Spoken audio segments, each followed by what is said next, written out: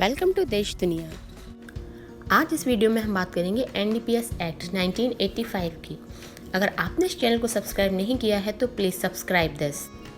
The narcotic drug and psychotropic substance act, यह सामान्य रूप से एनडीपीएस एक्ट के नाम से जाना जाता है।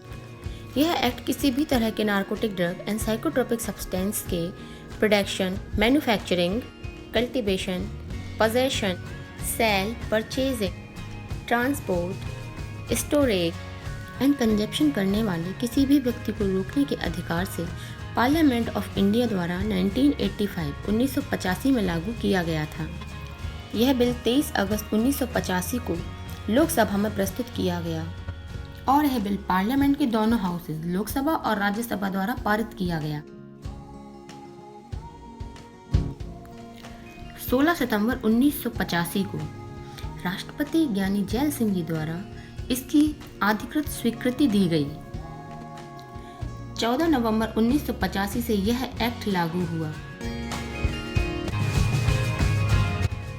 यह एक्ट पूरे भारत में लागू होता है। यह सभी भारतीय नागरिकों तथा बाहर के भारतीयों और हर उस व्यक्ति पर लागू होता है जो कहीं से भी भारत में आता या जाता है।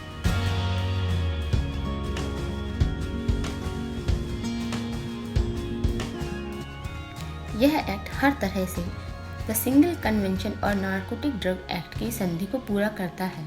द सिंगल कन्वेंशन और नारकोटिक ड्रग एक्ट 1961 1961 में यूनाइटेड ऑफ नेशंस द्वारा संपूर्ण विश्व में लागू किया गया था। यह एक्ट एक स्पेसिफिक ड्रग, नारकोटिक ड्रग के प्रोडक्शन, सप्लाई के अगेंस्ट बनाया गया था।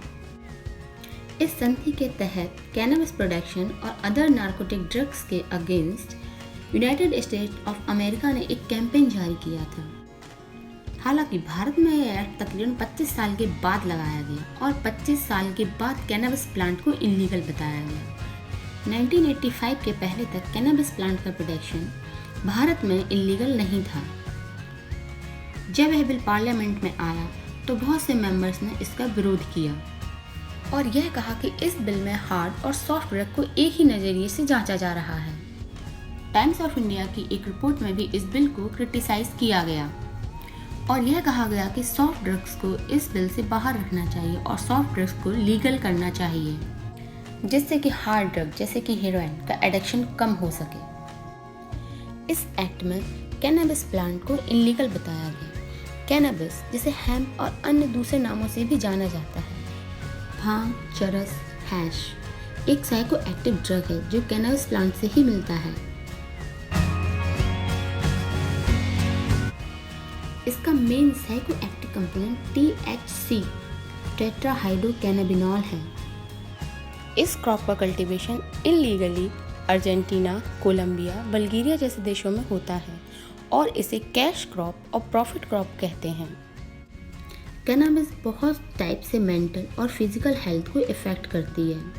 Altered state of mind and sense of time, difficulty in concentration, impaired short term memory and body movement, at high doses anxiety, delusion, panic attacks, loss of mind,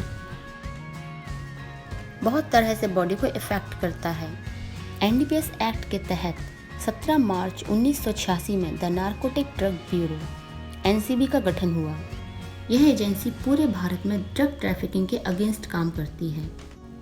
इसके office units Jones के हिसाब से हैं, जो मुंबई, इंदौर, कोलकाता, दिल्ली, चेन्नई, लखनऊ, जोधपुर, चंडीगढ़, जम्मू, अहमदाबाद, बेंगलोर, गुवाहाटी और पटना में है।